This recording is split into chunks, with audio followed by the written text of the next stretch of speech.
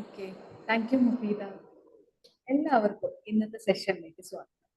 ഇന്ന് ഈ ദിവസം നമുക്ക് ഉണർന്ന് നമ്മുടെ ഫോക്കസിലേക്ക് നയിച്ച പ്രപഞ്ച ശക്തിക്ക് നന്ദി പറഞ്ഞുകൊണ്ട് നമുക്ക് ഇന്നത്തെ സെഷനാണ് കേൾക്കാമല്ലോ അല്ലെ? ക്ലിയർ അല്ലേ? Okay, thank U. അപ്പൊ നമ്മൾ കഴിഞ്ഞ ഇന്ന് ഫൈനൽ സ്റ്റേജ് ആണ്. ഇന്നർ നിഞ്ച ട്രെയിനിങ്ങിന്റെ ഫൈനൽ സ്റ്റേജ് ആണ്. പ്രകാശ് സാർ ഇങ്ങനെ നോക്കുന്നുണ്ട്, ഇന്നർ നിഞ്ച എന്താണ് ഇപ്പോൾ സംഗതി. ഇതിപ്പോ ഇത് കേട്ടവർക്ക് ഓർമ്മയുണ്ടോ, ഇനി ജോയിൻ ചെയ്യാൻ പറ്റാത്തവർക്ക് ഇത് മറന്നു പോയോ എന്നുള്ളതൊക്കെ അവിടെ നിൽക്കട്ടെ. അപ്പൊ നമുക്ക് ഒരിക്കൽ കൂടി ഒന്ന് റിവൈൻഡ് ചെയ്യാം. എന്താണ് ഇന്നർ നിഞ്ച ട്രെയിനിങ്? അപ്പൊ നിഞ്ച ട്രെയിനിങ് എന്ന് പറയുന്ന വാക്കെന്ന് പറയുന്നത് ജാപ്പനീസ് സ്കൂളുകളിൽ ആയോധന കല കുട്ടികൾക്ക് അഭ്യസിക്കുന്ന ഒരു ഒരു വിദ്യയാണ്. അതായത് എവിടെ നിന്ന് ഒരു പ്രശ്നം വന്നു കഴിഞ്ഞാലും ശാരീരികമായിട്ട് അവരെ അതിൽ നിന്നെല്ലാം സംരക്ഷിക്കാൻ വേണ്ടിയിട്ട് അവർക്ക് നൽകുന്ന ഒരു ആയോധന കലയാണ് ഈ നിഞ്ച എന്ന് പറയുന്നത്. അപ്പൊ ഈ നിഞ്ച ഒരു ഹാർമോണിയസ് വേ ഓഫ് നമ്മളിലേക്ക് കൊണ്ടുവരുന്ന സൈക്കോളജിക്കൽ ടേം ആയിട്ട് എടുത്തിരിക്കുന്നത് വെച്ചാൽ ഒരു harmonious way of self awareness in our life. നമ്മുടെ ജീവിതത്തിൽ നമ്മൾ എത്ര തന്നെ ഏതൊക്കെ രീതിയിൽ ഡിസിപ്ലിൻ ആയാലും മെഡിറ്റേഷനിലൂടെ കടന്നു പോയാലും നമ്മുടെ ജീവിതത്തിലും പല അനുഭവങ്ങളും നമുക്ക് വന്നു പെട്ടേക്കാം. അത്തരത്തിൽ ഇനിയുള്ള സാഹചര്യങ്ങൾ വരുമ്പോൾ നമുക്ക് ഉള്ളിൽ നിന്നുകൊണ്ട് അതിനെ എങ്ങനെ മാനേജ് ചെയ്യാം എന്നാണ് ഇന്നർ നിഞ്ച നമ്മളോട് പറയുന്നത്. കഴിഞ്ഞ ക്ലാസ്സിൽ ഞാൻ പറഞ്ഞു ഈ ഇന്നർ നിഞ്ചയ്ക്ക് 5 കോർ ഡിസിപ്ലിൻ ഉണ്ട്. ഒന്ന് ഫോക്കസ് എന്ന് പറയും.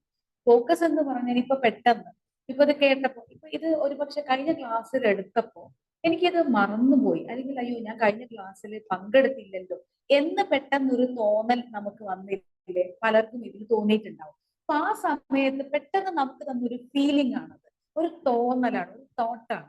അത്തരത്തിൽ ഒരു തോട്ട് വരുമ്പോൾ എങ്ങനെ അതിലേക്ക് കൂടുതൽ കോൺസെൻട്രേറ്റ് ചെയ്യാം, എന്താണ് എനിക്ക് വേണ്ടത് എന്ന് ക്ലിയർ ആയിട്ട് നമുക്ക് നമ്മളിലേക്ക് കൊണ്ടുവരാൻ, ഒരു ആത്യന്തികമായിട്ട് നമ്മളിലേക്ക് ഒരു ഉയർച്ച, നമ്മുടെ ആ നിമിഷത്ത് സംഭവിക്കുന്ന തോന്നലിൽ നിന്നും നമ്മൾ ഉയർത്തിക്കൊണ്ടുവരാൻ എങ്ങനെ സാധിക്കും?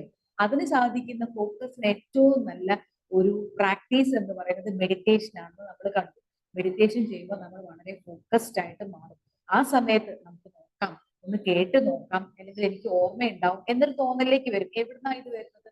മെഡിറ്റേഷനിലൂടെയൊക്കെയാണ്. അത് നമുക്ക് മൈൻഡ്ഫുൾനെസ് പ്രാക്ടീസിലൂടെയൊക്കെ നമുക്ക് ഈ ഫോക്കസ് കണ്ടെത്താനാവും. രണ്ടാമത്തെ കോർ ഡിസിപ്ലിൻ എന്ന് പറയുന്നത് കൺട്രോൾ ആണ്. അപ്പൊ ആ സമയത്ത് അയ്യോ ഞാൻ ഇന്നലെ കഴിഞ്ഞ ക്ലാസ്സിൽ പങ്കെടുത്തില്ലല്ലോ, എനിക്ക് നഷ്ടപ്പെട്ടുവല്ലോ എന്ന് തോന്നി ആവലാതിപ്പെടുന്ന ഒരു കൺട്രോൾ ഇല്ലായ്മയാണ്.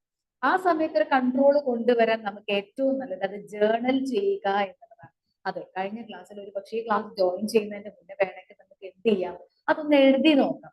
കഴിഞ്ഞ ക്ലാസ്സിൽ ഞാൻ പങ്കെടുത്തില്ല, അപ്പൊ പക്ഷെ അതിൽ നിന്നും എനിക്ക് ആവശ്യമായ കാര്യം എനിക്ക് ഇന്നത്തെ ക്ലാസ്സിലൂടെ ലഭ്യമാകണം എന്ന് ഒരു ജേർണലിങ്ങിലൂടെയാണ് നമ്മൾ ഈ ക്ലാസ് കയറുന്നതെങ്കിൽ നമുക്കത് പെട്ടെന്ന് ഉൾക്കൊള്ളാനും നമ്മുടെ ആവശ്യത്തിലേക്ക് അത് നമ്മളെ വഴിതെളിയിക്കുകയും ചെയ്യും. ഓക്കെ, മൂന്നാമത്തെ കോർ ഡിസിപ്ലിൻ എന്ന് പറയുന്നത് ഡിസിപ്ലിൻ തന്നെയാണ്. ഡിസിപ്ലിൻ ആയിരിക്കുക എല്ലാ രീതിയിലും, ശാരീരികമായും മാനസികമായും ഒക്കെ നമ്മൾ ഡിസിപ്ലിൻ ആക്കി വെക്കാൻ നോക്കാം. വരട്ടെ, എനിക്കിത് സാധിക്കും എന്ന തരത്തിൽ അതിനൊരു ഡിസിപ്ലിൻ. നിങ്ങളിപ്പോ ഡിമാജിക്കിൽ ഉണ്ടെങ്കിൽ നിങ്ങൾ ഒരു മാസം ആണ് ഇതിലേക്ക് ജോയിൻ ചെയ്തിട്ട് ഒരു മാസത്തെ എല്ലാ ദിവസങ്ങളിലും കയറാനുള്ള ഒരു അവസ്ഥ നിങ്ങളിലേക്ക് ഉണ്ടാക്കിയെടുക്കുക. അതൊരു ഡിസിപ്ലിൻ ആക്കി കൊണ്ടുപോകുക എന്നർത്ഥം. അതിന് ഏറ്റവും നല്ലത് ഒരു ഗോള് സെറ്റ് ചെയ്യുക. അതിന്റെ പ്രാക്ടീസിലേക്ക് വരുന്നത് നിങ്ങൾക്ക് ഡിസിപ്ലിൻ നമുക്ക് കൊണ്ടുവരാൻ സാധിക്കും നമ്മളൊരു ഗോള് സെറ്റ് ചെയ്യുമ്പോൾ മാത്രമാണ്.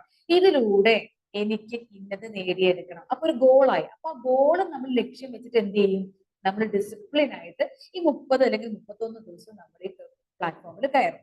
ഇനി നാലാമത്തെ കോർ ഡിസിപ്ലിൻ എന്ന് പറഞ്ഞാൽ അഡാപ്റ്റബിലിറ്റിയാണ്. എന്ന് പറഞ്ഞാൽ എന്തുമായിട്ട് നമ്മൾ അങ്ങ് ഒത്തുപോവുക. ഞാൻ പറഞ്ഞു ഒരു ഗ്ലാസ് വെള്ളം, വെള്ളം ഗ്ലാസ്സിലിരിക്കുമ്പോൾ ഗ്ലാസിന്റെ ഷേപ്പും, വെള്ളം ഒരു പ്ലെയിൻ ആയിട്ട് വട്ടത്തിൽ ഒരു പരന്ന പാത്രത്തിൽ ഇരിക്കുമ്പോൾ ആ പാത്രത്തിന്റെ ഷേപ്പുമാണ് അത് ഉൾക്കൊള്ളുന്നത്. അതായത് ഏത് സിറ്റുവേഷനിലും നമ്മൾ ഫ്ലെക്സിബിൾ ആവാം. നമ്മൾ കഴിഞ്ഞ ക്ലാസ്സിൽ പങ്കെടുത്തില്ല, അപ്പൊ അതോർത്ത് നമ്മൾ വിഷമിക്കൊന്നും വേണ്ട, ഫ്ലെക്സിബിൾ ആണ്. നമുക്ക് കൂട്ടുകാരുണ്ട് ഈ ഒരു പ്ലാറ്റ്ഫോമിൽ, നമുക്ക് ചോദിക്കാം. അപ്പൊ അവിടെ നമ്മളൊന്ന് ഫ്ലെക്സിബിൾ ആയി, കാരണം ചില കാരണങ്ങൾ കൊണ്ട് നമുക്ക് അങ്ങനെ സംഭവിച്ചേക്കാം. ചിലപ്പോൾ നെറ്റ് അവൈലബിൾ ആവില്ല, ചിലപ്പോൾ എന്തെങ്കിലും പ്രശ്നങ്ങൾ ഉണ്ടാവും. അപ്പൊ ആ സമയത്ത് ഫ്ലെക്സിബിൾ ആവാം. ഓക്കെ, നോക്കാം, ഇന്നത്തെ ക്ലാസ്സിൽ ഒന്ന് കയറി നോക്കട്ടെ, കഴിഞ്ഞ ക്ലാസ്സിനെ കുറിച്ച് കൂട്ടുകാരോട് ചോദിച്ചത് മനസ്സിലാക്കി. B flexible with that situation എന്ന് പറയുന്നത്. അഞ്ചാമത് സ്ട്രാറ്റജിക് പ്ലാനിങ് ആണ്. അപ്പൊ ഈ ക്ലാസ് കഴിഞ്ഞ് നിങ്ങൾക്ക് എന്ത് ചെയ്യാം, കൃത്യമായിട്ട് ഒരു സ്ട്രാറ്റജിക് പ്ലാനിലേക്ക് കൊണ്ടുപോകാം. എങ്ങനെ ഞാൻ ഇത് കൊണ്ടുപോകും, അല്ലെങ്കിൽ എത്തരത്തിലാണ് ഞാൻ ഇതിലൊക്കെ പറഞ്ഞിരിക്കുന്ന കാര്യങ്ങൾ എന്റെ ജീവിതത്തിലെ ഗോളുമായിട്ട് കണക്ട് ചെയ്ത് കൊണ്ടുപോകുന്നത്. അപ്പൊ അവിടെ നിങ്ങൾക്ക് എന്ത് ചെയ്യാം, ഒരു പ്രാക്ടീസ് ഇത് സ്ട്രാറ്റജിക് പ്ലാനിലേക്ക് കൊണ്ടുവരും. ബ്രെയിൻ സ്റ്റോമിങ് എക്സസൈസ് നിങ്ങൾക്ക് ചെയ്യാം.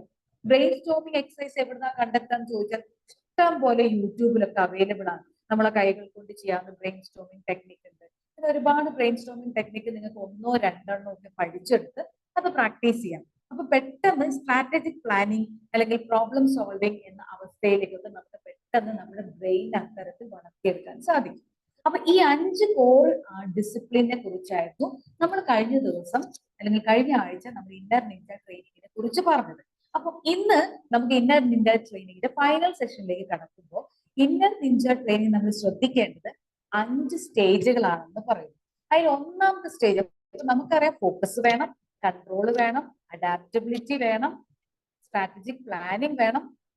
ഇനി ഉണ്ടല്ലോ, പിന്നെ എന്താ പറയാൻ പറ്റുക, പിന്നെ ഒന്നുകൂടി ഡിസിപ്ലിനും വേണം. അപ്പൊ ഈ 5 core discipline okay Prakash sir, okay 5 core discipline ഉണ്ട്. ഈ 5 കോർ ഡിസിപ്ലിൻ വാല്യൂസ് നമുക്ക് ഉള്ളിൽ നിന്ന് ആത്യന്തികമായി നേടിയെടുക്കണമെങ്കിൽ ഇന്നർ നിഞ്ചയുടെ 5 സ്റ്റേജിലൂടെ നമ്മൾ പ്രാക്ടീസ് ചെയ്തേ പറ്റും. അതിൽ ഒന്നാമത്തെ പറഞ്ഞത് ഇനീഷ്യേറ്റ് എന്നാണ് പറയുന്നത്. എന്താണ് ഇനിഷ്യേറ്റ് എന്ന് പറയുമ്പോൾ തുടങ്ങി വെക്കുക.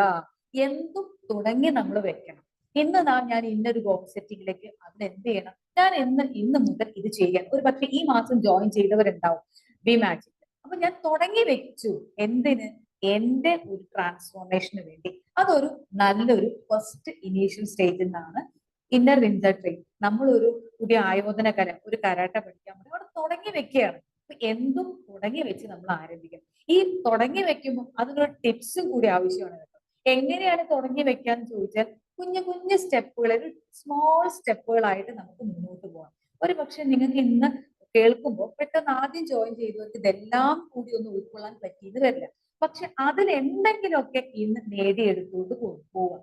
കുഞ്ഞു കുഞ്ഞു സ്റ്റെപ്പിലൂടെ മുന്നോട്ട് പോവാം. ഇതെല്ലാം ഇന്ന് മെഡിറ്റേഷനിൽ പറഞ്ഞ ഒരുപാട് കാര്യങ്ങൾ ഉണ്ടാവും. ഫോർഗിവ് യുവർ സെൽഫ് എന്ന് നമ്മൾ പറയാം. നമ്മളോട് നമ്മൾ പൊറുക്കുക, മറ്റുള്ളവരോട് പൊറുക്കുക എന്നൊക്കെ പറയുമ്പോൾ ചിലപ്പോൾ ഒന്നിച്ച് സാധ്യമാകില്ല. തീർച്ചയായിട്ടും ആദ്യം കുഞ്ഞു കുഞ്ഞു സ്റ്റെപ്പുകളായിട്ട് നമ്മളോട് പുറത്തു നൽകി നമ്മൾ പതുക്കെ പതുക്കെ പതുക്കെ കുഞ്ഞു കുഞ്ഞു സ്റ്റെപ്പുകളായിട്ട് നമുക്ക് മുന്നോട്ട് പോകാം. അതാണ് initial stage of inner Ninja. ഇനി രണ്ടാമതായിട്ട് പറയുന്നത് അപ്രന്റൈസ് എന്ന് പറയുകയാണെങ്കിൽ, അപ്രന്റിഷിപ്പ് എന്നൊക്കെ നിങ്ങൾ കേട്ടിട്ടില്ലേ, ഒരു പരിശീലനം. അതായത് നിങ്ങൾ ഈ ഒരു ഇന്നർ നിഞ്ചയുടെ കോർ ഡിസിപ്ലിനിലൂടെ പോകണമെങ്കിൽ ഒരു പരിശീലന കളരി പോലെ അത് ഏറ്റെടുത്ത് കൊണ്ടുപോകാം. അതായത് അതിന് എന്തൊക്കെയാണ് ആവശ്യം, എനിക്ക് ഫോക്കസും കൺട്രോളാണ് കൂടുതൽ ആവശ്യമെങ്കിൽ അതിനാവശ്യമായ ഹാബിറ്റ്സ് കണ്ടെത്തുക.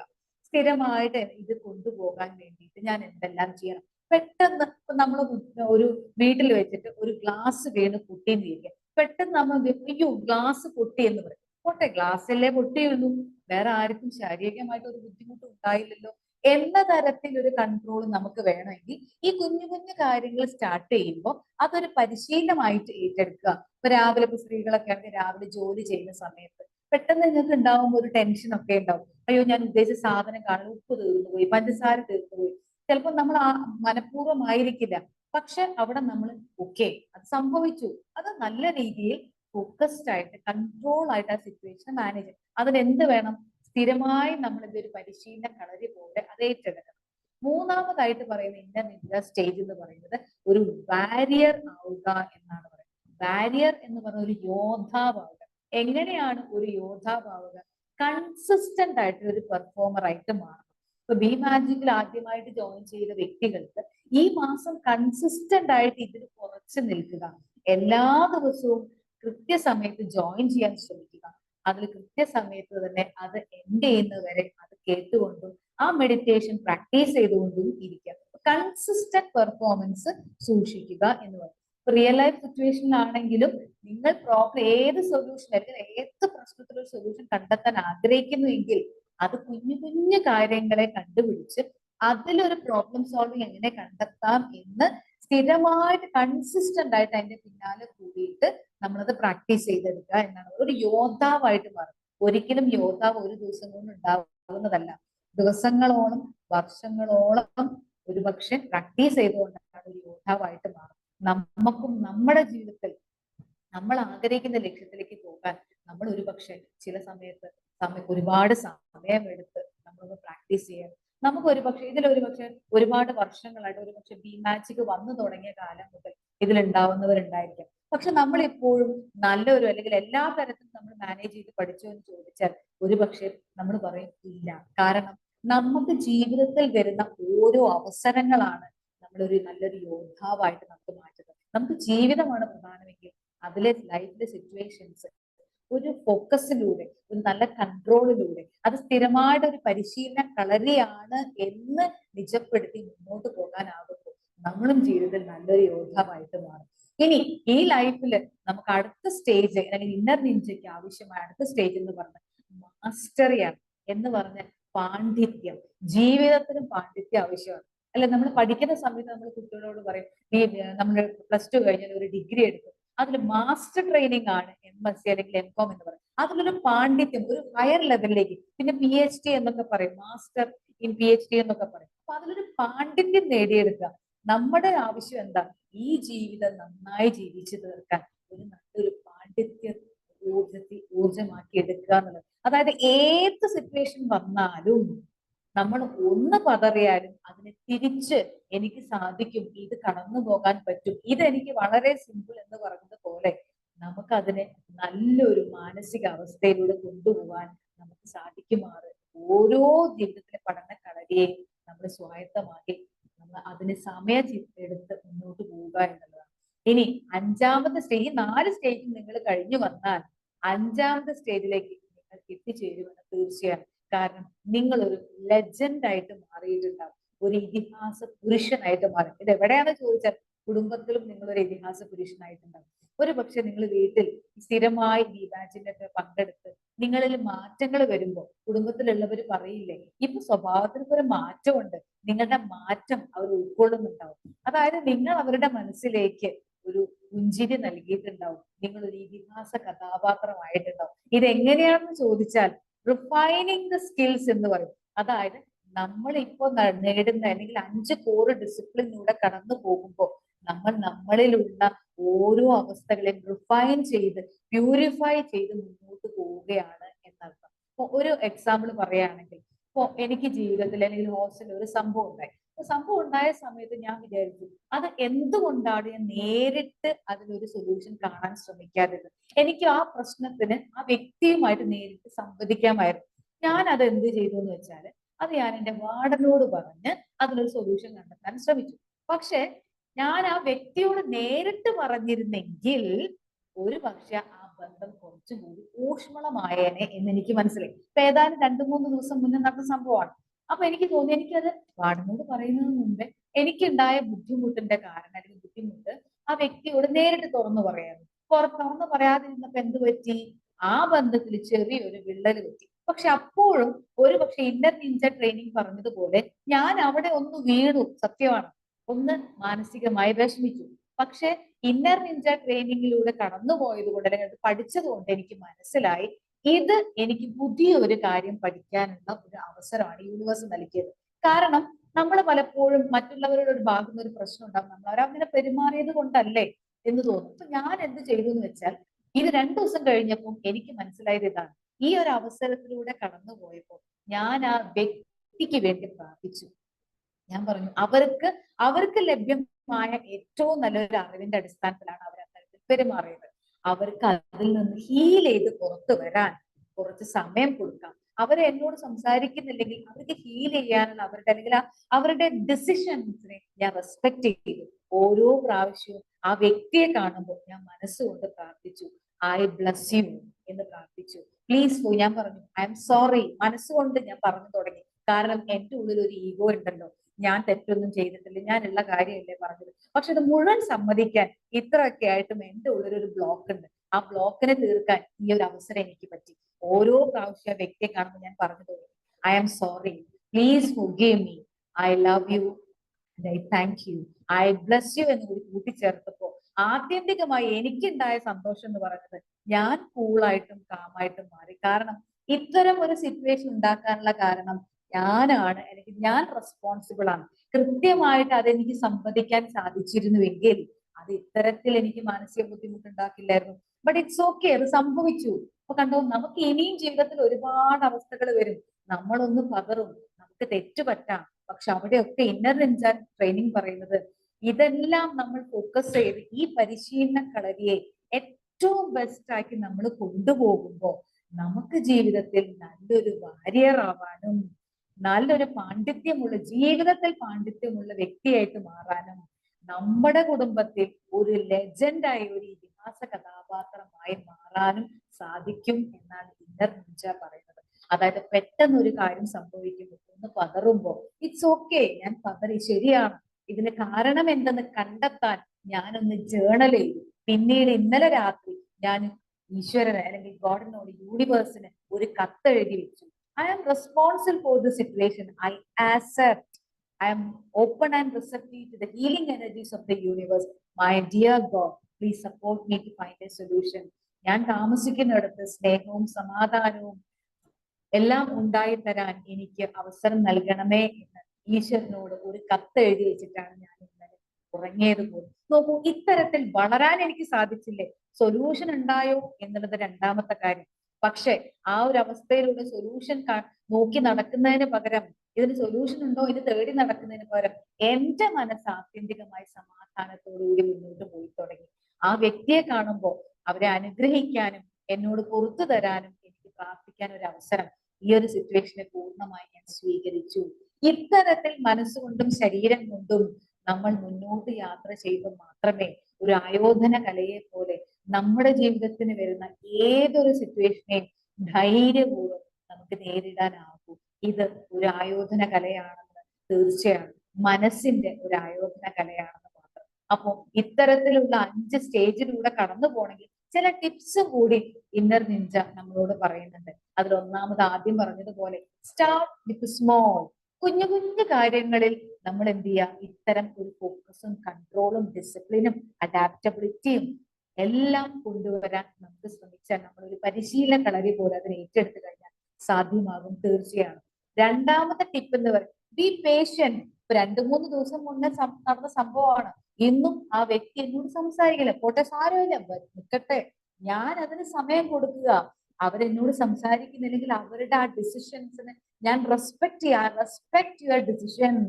ഇപ്പോ അവർക്ക് എന്നോട് സംസാരിക്കാനുള്ള ഒരു മാനസികാവസ്ഥയില്ല. It's okay, relax. ഞാൻ എന്ത് വേണം, എന്നോട് സംസാരിക്കുന്നില്ലല്ലോ എന്ന് ആദ്യം പിടിക്കുന്നതിന് പകരം ഐ ബ്ലസ് യു. അവരിറങ്ങി പോകുമ്പോ ഐ ബ്ലസ് യു ടുഡേ എന്ന് പറഞ്ഞ് അവർക്ക് വേണ്ടി പ്രാർത്ഥിക്കുക, അവരെ അനുഗ്രഹിക്കുക. ഇതുകൊണ്ട് എന്റെ മനസ്സിന് ഒരു വല്ലാത്തൊരു സമാധാനവും സന്തോഷം കിട്ടും. അവിടെ നമ്മൾ കൂളാവും, നമുക്ക് മുന്നോട്ട് സന്തോഷത്തോടുകൂടി യാത്ര തുടങ്ങാനും സാധിക്കും. മൂന്നാമതായിട്ട് പറയുന്നത് മിക്സ് ഇറ്റ് അപ്പ് എന്ന് പറയുന്നത്. മിക്സ് ഇറ്റ് അപ്പ് എന്ന് പറയുന്നത് ഇതെല്ലാം ഒറ്റ ഒരു മെഡിറ്റേഷൻ കൊണ്ട് സാധ്യമാവില്ല. നിങ്ങൾക്ക് വേണമെങ്കിൽ അതിനു വേണ്ടി എന്ത് ചെയ്യാം, ഫിസിക്കൽ എക്സസൈസ് ഇൻക്ലൂഡ് ചെയ്യാം. പലതരം ഫിസിക്കൽ എക്സസൈസ് ഉണ്ട്. അത് മാനസികമായിട്ടും ശാരീരികമായിട്ടും നമ്മളെ ഒരുപാട് മുന്നോട്ട് വിടാം. ഇപ്പൊ നമ്മൾ ശ്വാസം എടുത്ത് പിടിച്ച് ഒരു എക്സസൈസ് ചെയ്യുന്നുണ്ട്.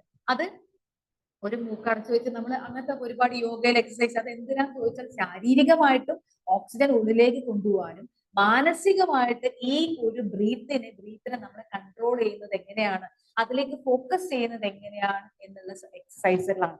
അപ്പൊ നമുക്ക് എന്ത് ചെയ്യാം, ഇതെല്ലാം സ്വായത്തമാക്കണമെങ്കിൽ 5 സ്റ്റേജുകളും 5 കോർ ഡിസിപ്ലിനും സ്വായത്തമാക്കണമെങ്കിൽ നമുക്ക് ഒരുപാട് മെഡിറ്റേഷനോ മൈൻഡ്ഫുൾനെസ് ആക്ടിവിറ്റീസോ ബ്രെയിൻ സ്റ്റോമിങ് ആക്ടിവിറ്റീസോ ഫിസിക്കൽ എക്സസൈസോ ഒക്കെ തന്നെ ഇൻക്ലൂഡ് ചെയ്ത് നമ്മളെ വളർത്തിയെടുക്കാം എന്നും പറയുന്നുണ്ട്. ഇനി നാലാമതായിട്ടുള്ള ടിപ്പ് എന്ന് പറയുന്നത് ട്രാക്ക് ദ പ്രോഗ്രാം. നമ്മൾ ട്രാക്ക് ചെയ്യണം, ഞാൻ വളരുന്നുണ്ടോ, അതിൽ നിന്ന് ഞാൻ ഇപ്പൊ ചിന്തിക്കുന്നത് എങ്ങനെയാണ്, ഞാൻ നല്ല രീതിയിലാണോ ചിന്തിക്കുന്നത്, ഇപ്പൊ വന്ന ഒരു പ്രശ്നത്തെ അല്ലെങ്കിൽ ഇപ്പൊ വന്ന ഒരു സിറ്റുവേഷൻ, പ്രശ്നം എന്ന് മാത്രം പറയുന്നതിന് പകരം ഇപ്പം വന്നൊരു അവസരത്തെ ഞാൻ എങ്ങനെയാണ് മാനേജ് ചെയ്തത് എന്ന് ട്രാക്ക് ചെയ്യണം, എഴുതി വെച്ച് കണ്ടുപിടിക്കണം. ഇപ്പൊ ഞാൻ വളരെ മോശമായിട്ടാണ് ഇത് പെരുമാറിയത്, ഇറ്റ്സ് ഓക്കെ, ഞാൻ ഒന്ന് വീണുപോയി, പോട്ടെ, എനിക്ക് തെറ്റുപറ്റി, അതിന് ട്രാക്ക് ചെയ്ത് എന്താണ് സംഭവിച്ചത് എന്ന് പിന്നാലെ കൂടി അതിനെ ക്ലിയർ ആക്കാൻ നമ്മൾ ശ്രമിക്കണം. അഞ്ചാമതായിട്ട് പറയുന്നത് സീക്ക് ഗൈഡൻസ്. അതായത് ഒരു മെന്ററെ കണ്ടെത്തി നിങ്ങൾക്ക് ഇത് മുന്നോട്ട് കൊണ്ടുപോകാൻ പ്രയാസം തോന്നുന്നു അല്ലെങ്കിൽ ഇതിനെനിക്ക് പറ്റുന്നില്ല, എനിക്കൊരു ഗൈഡൻസ് വേണമെന്ന് തോന്നിയാൽ നല്ലൊരു മെന്റർ മെന്ററെ നിങ്ങൾക്ക് സമീപിക്കാം, നിങ്ങൾക്ക് ഇവിടെ സേഫ് സാറെ സമീപിക്കാം, നിങ്ങൾ പല വ്യക്തികളും നിങ്ങൾക്ക് ഇവിടെ ക്ലാസ് എടുക്കാൻ പറ്റും, അവരെ സമീപിക്കാം. ഒരു മെന്ററെ കണ്ടെത്തുക, എന്നിട്ട് നിങ്ങൾക്ക് ആവശ്യമായ സൊല്യൂഷൻസ് തേടുക. ഒരിക്കലും ഇന്നർ നിഞ്ച പറയുന്ന ഈ പോയിന്റിലേക്ക് നിങ്ങൾ എത്തിപ്പെടരുത് എന്ന് കൂടി ഇന്നർ നിഞ്ച നിങ്ങൾ ഓർമ്മിപ്പിക്കുന്നത്. അതെന്താന്ന് പറ്റാൻ, don't be A literal Ninja എന്ന് പറയുന്നത്. ലിറ്ററൽ എന്ന് പറയുന്നത് ഇതൊക്കെ എഴുതി വെക്കുകയും കേൾക്കുകയും മാത്രം ചെയ്താൽ പോരാ. ഇതെല്ലാ ആക്ടിവിറ്റീസും ട്രാക്ക് ചെയ്ത് ഒരു പരിശീലന കളരി പോലെ സ്ഥിരമായി മുന്നോട്ട് കൊണ്ടുപോകാനുള്ള ശ്രമം നടത്തുക എന്നർത്ഥം. ഒരു എക്സാമ്പിളോട് ഞാൻ പറഞ്ഞുതരാം. ഒരു പക്ഷെ കഴിഞ്ഞ മാസങ്ങളിലൊക്കെ ഞാൻ ക്ലാസ് എടുത്തിരുന്നത് ചില സമയത്ത് ഞാൻ ഞങ്ങള് ഡൈനിങ് ഹാളിൽ വെച്ചിട്ടായിരുന്നു. ഇപ്പൊ അവിടെ കുറെ കുട്ടികള് പഠിക്കുന്നുണ്ട്. അപ്പൊ രാവിലെ എനിക്ക് അവിടെ അവരുടെ ഇടയിൽ ഇത് ക്ലാസ് എടുക്കുക എന്ന് പറയുമ്പോൾ അവരും സൈലന്റ് ആയിട്ട് പഠിക്കാനാണ് അവിടെ വരുന്നത്. അപ്പൊ ഞാൻ എന്ത് ചെയ്യും എന്ന് ആലോചിച്ചപ്പോ എനിക്ക് നന്നായിട്ട് സ്വസ്ഥമായിട്ട് ക്ലാസ് എടുക്കാൻ ഈ റൂം എനിക്ക് അവൈലബിൾ ആണ്. ഇത് ഞങ്ങളുടെ ഉള്ളിലേക്ക് പോകുന്ന പുറത്തുള്ള വിസിറ്റേഴ്സ് റൂമിലാണ്. ഞാൻ ഇത് കണ്ടെത്തിയത് ഇത് ഇവിടെ ഓൾറെഡി ഉണ്ട്. പക്ഷെ ഇതുവരെ ഞങ്ങൾക്ക് മറ്റൊരു വാർഡനായിരുന്നു, കുറച്ച് പ്രായമുള്ള ഒരു വാർഡനായതുകൊണ്ട് വാർഡൻ നേരത്തെ തുറന്നു തരാൻ നമുക്ക് ബുദ്ധിമുട്ടായിരുന്നു. പക്ഷെ ഇപ്പൊ ഒരു വാർഡൻ മാറി വന്നതുകൊണ്ട് ആ വാർഡനോട് ഞാൻ കാര്യം പറഞ്ഞു, ഇന്നതാണ് എന്റെ വിഷയം, എനിക്ക് ക്ലാസ് എടുക്കണം, പക്ഷെ അവിടെ കുട്ടികൾ പഠിക്കുന്നത് കൊണ്ട് എനിക്ക് അവിടെ ഇരുന്നിട്ട് ക്ലാസ് എടുക്കുന്ന അവർക്കും ആ സൈലൻസിനെ ഡിസ്റ്റർബ് ചെയ്യാം. അപ്പൊ എനിക്കിതൊന്ന് തുറന്നു തരാമോ? 5:30 തുറന്നു തന്നാൽ മതി, ഞാൻ ആ സമയം കൊണ്ട് റെഡി ആക്കി. അപ്പൊ വാർഡൻ പറഞ്ഞു ശരി ആയിക്കോട്ടെ എന്ന് പറഞ്ഞു. കാരണം അവർക്കും മനസ്സിലായി ഇത് ക്ലാസ് എടുക്കാൻ വേണ്ടിയിട്ടാണ്, മറ്റൊരു കാര്യത്തിനുമല്ല. അപ്പൊ നോക്കൂ, നമ്മൾ എങ്ങനെയാണ് അതിനെ മാനേജ് ചെയ്യുന്നതാണ് എന്നാണ് പ്രശ്നം. നമ്മൾ എന്ത് പ്രശ്നം എന്നപ്പോഴും അയ്യോ ഇതിന് ഒരു വഴിയില്ല എന്ന് പറഞ്ഞാൽ അതിനെ കൊട്ടിയടക്കുകയാണ് നമ്മൾ പലപ്പോഴും ചെയ്യുന്നത്. പക്ഷെ നമ്മൾ ആഗ്രഹിക്കുന്ന വഴിയല്ല എന്നത് നമുക്ക് ചൂസ് ചെയ്യേണ്ടത് എന്നുകൂടി നമ്മൾ മനസ്സിലാക്കും. യൂണിവേഴ്സ് അതിനൊരു നമുക്ക് അനുകൂലമായിട്ടുള്ള ഒരു ഡോർ ഓപ്പൺ ചെയ്ത് വെച്ചിട്ടുണ്ട്. എനിക്ക് ഇതിനൊരു സൊല്യൂഷൻ വേണം എന്ന് മാത്രം ആഗ്രഹിച്ച് ഈ ഇന്നർ നിഞ്ച ട്രെയിനിങ്ങിന്റെ ഓരോ സ്റ്റേജിലൂടെയും കടന്നുപോയി 5 core ഡിസിപ്ലിൻ കൃത്യമായി പാലിച്ചുകൊണ്ട് നമുക്കൊരു ശ്രമം നടത്തി നോക്കിയാൽ നമ്മുടെ ലൈഫിൽ ഏത് സിറ്റുവേഷനും തുറന്നു വെച്ചിരിക്കുന്ന ഡോർ കാണാൻ നമ്മളെ യൂണിവേഴ്സ് സഹായിക്കും തീർച്ചയാണ്. കാരണം ഈ ഒരു ആയോധന കല എന്ന് പറയുന്നത് മാനസികമായി നമ്മളെ ശക്തിപ്പെടുത്താനുള്ളതാണ്. ജീവിതം ഇങ്ങനെയൊക്കെ തന്നെയാണ്. പക്ഷെ ഓരോ ജീവിതത്തിലെ സിറ്റുവേഷനും നമുക്കുള്ള പരിശീലന കളരിയാണ്.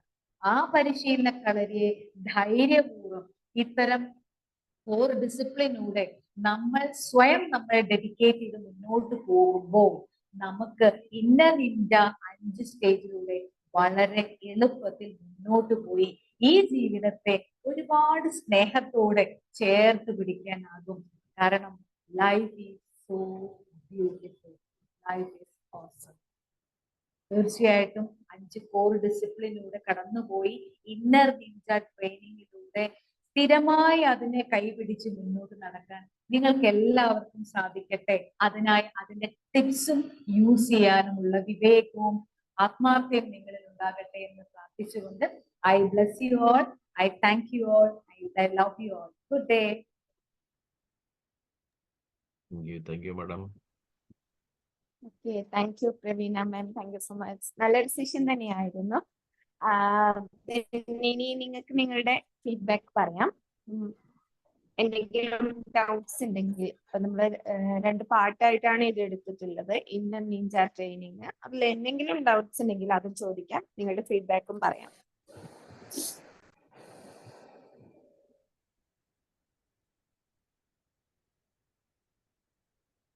Hello Shamini ma'am. Good morning ma'am. Good morning.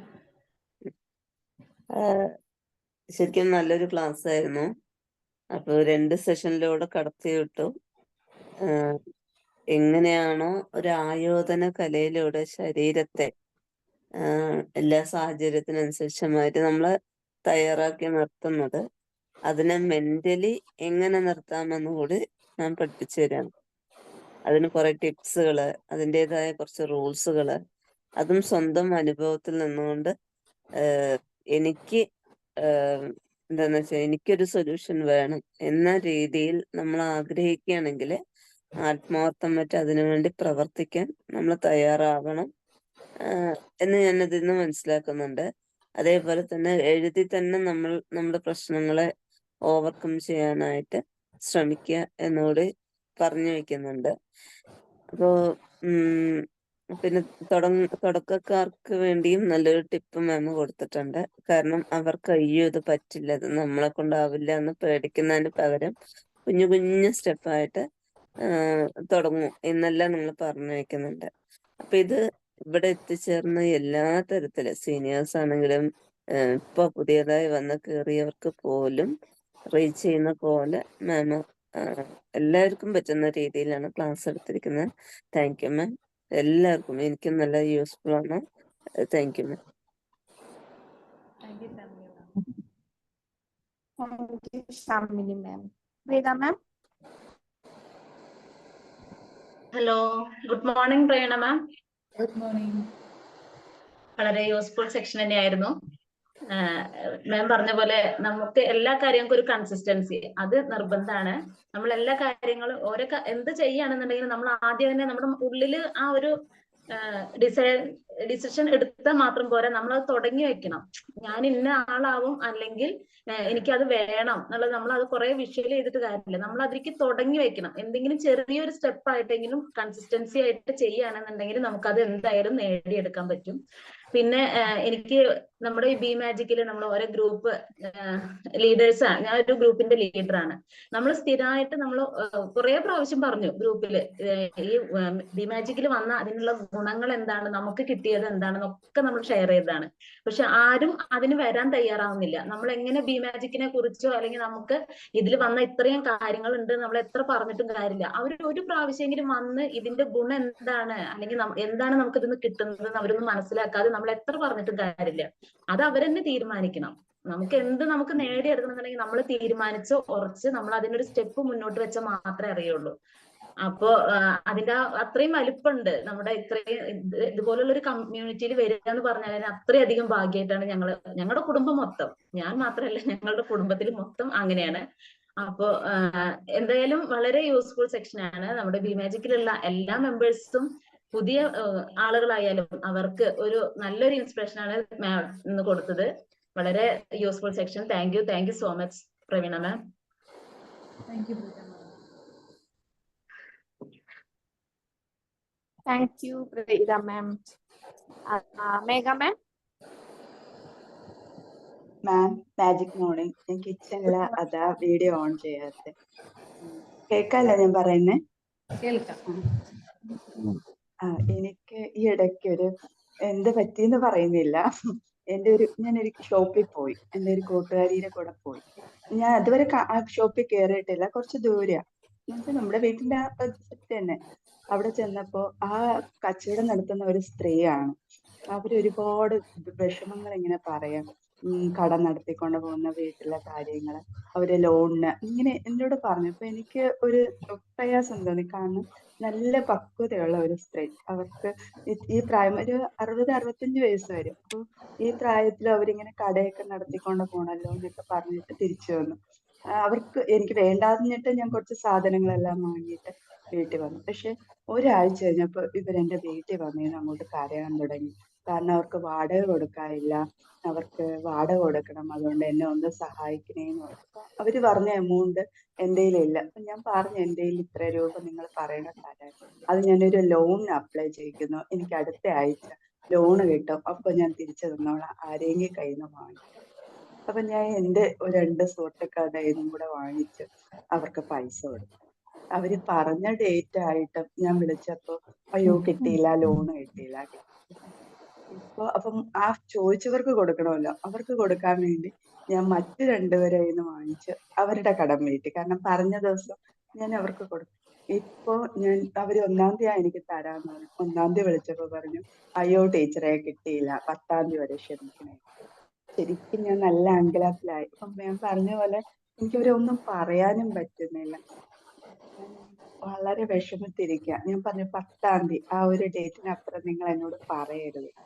അപ്പൊ ഞാൻ ഇതുവരെ ഇല്ലാത്ത ഒരു കടക്കാരിയായിട്ട് ഓരോരുത്തരെ നിന്നും അപ്പൊ ഞാൻ ഒരാളെ നിന്ന് വാങ്ങിച്ചു, ഇനി അവർക്ക് ഞാൻ 10-ാം തീയതി വേറെ ആരുടെയും കയ്യിൽ നിന്ന് വാങ്ങിക്കൊടുക്കും.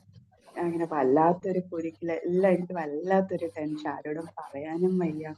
പറഞ്ഞാൽ ഞാൻ ഇത് ഓർമ്മിച്ചു പോവുമല്ലോ എന്നുള്ള രീതിയിൽ ഞാൻ ഇതങ്ങ് വിട്ടുകളയാം. ഇപ്പൊ മാമിന്റെ ക്ലാസ് കേട്ടപ്പോഴാണ് ഞാൻ ഇതിന് എന്ത് സൊല്യൂഷൻ ആണ് ചെയ്യേണ്ടതെന്നുള്ള ഒരു പ്രയാസത്തിരിക്കുന്നത്. പക്ഷെ ആ സ്ത്രീ തരുമെന്ന് എന്റെ മനസ്സ് പറയുന്നു. കാരണം അവര് ലോണിനൊക്കെ അപ്ലൈ ചെയ്ത പേപ്പറൊക്കെ എന്നെ കാണിച്ചു.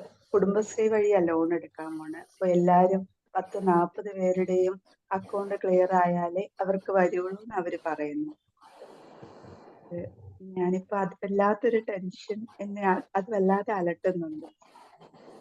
ഇനി ഇങ്ങനെ കടം വാങ്ങിക്കേണ്ടി വരുമല്ലോ ഓരോരുത്തർക്ക് കൊടുക്കാൻ. പക്ഷെ എനിക്ക് തോന്നുന്നു ഇതെനിക്കൊരു പാഠം കിട്ടിയായിരിക്കും. ഒരാൾ വന്ന് കരഞ്ഞാൽ ഇങ്ങനെയൊന്നും പെട്ടെന്ന് മനസ്സലിവ് പാടില്ല എന്നതായിരിക്കും. പക്ഷെ പലരെയും സഹായിച്ചിട്ടുണ്ട്. അവരെല്ലാം അതുപോലെ തിരിച്ചു തരുന്നുമുണ്ട്. ഇതെന്താ ഇങ്ങനെ മാറി മാറി പോകുന്നെന്ന് എനിക്കൊരു പേടിയും കിട്ടുന്നു.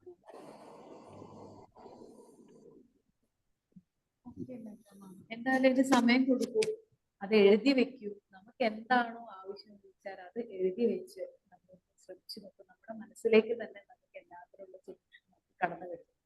ഞാനൊരു സൊല്യൂഷൻ പറയുമ്പോൾ ഞാൻ എന്റെ പോയിന്റ് ഓഫ് വ്യൂവിലായിരിക്കും ഞാനിത് പറയുന്നത്. പക്ഷെ മേഘ മേമൻ എന്താണ് വേണ്ടത്, ആ പോയിന്റ് ഓഫ് വ്യൂവിലേക്ക് അതിന്റെ സൊല്യൂഷൻ കണ്ടെത്താൻ അത് ഇപ്പോ എന്താണ് ഫീൽ ചെയ്യുന്നത് എന്ന് എഴുതി വെക്കും.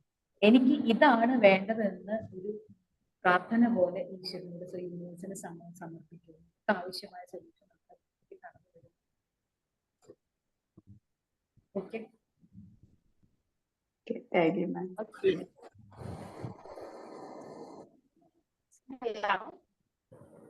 Okay, thank you Megha ma'am. ഇവിടെ നല്ല മഴയാണ്. അവിടെയൊക്കെ ഇങ്ങനെ പ്രവീണ മാം മഴ പെയ്യുന്നുണ്ടോ ഇപ്പോ? ഇല്ല, മഴയില്ല ഇപ്പോ. ഇവിടെ നല്ല മഴ പെയ്യുന്നുണ്ട്. നിങ്ങൾ പറയുന്നത് ശരിക്കും കേൾക്കാൻ പോലും പറ്റുന്നില്ല. അപ്പൊ ഇനി ആർക്കെങ്കിലും ഫീഡ്ബാക്ക് കാര്യങ്ങൾ പറയാനുണ്ടോ? പെട്ടെന്ന് പറയാവുന്നതാണ്. എല്ലാവരും ടൈപ്പ് ചെയ്യണോ? നിങ്ങൾക്ക് ജസ്റ്റ് അൺമ്യൂട്ട് ചെയ്ത് സംസാരിച്ചൂടെ? എല്ലാവരും സംസാരിക്കുന്നവരാണ്, എന്നാലും പ്രകാശൻ സർ. പ്രവീണ മാം, മാജിക് മണി, സൂപ്പർ, നല്ല ഒരു സെഷൻ ആയിരുന്നു.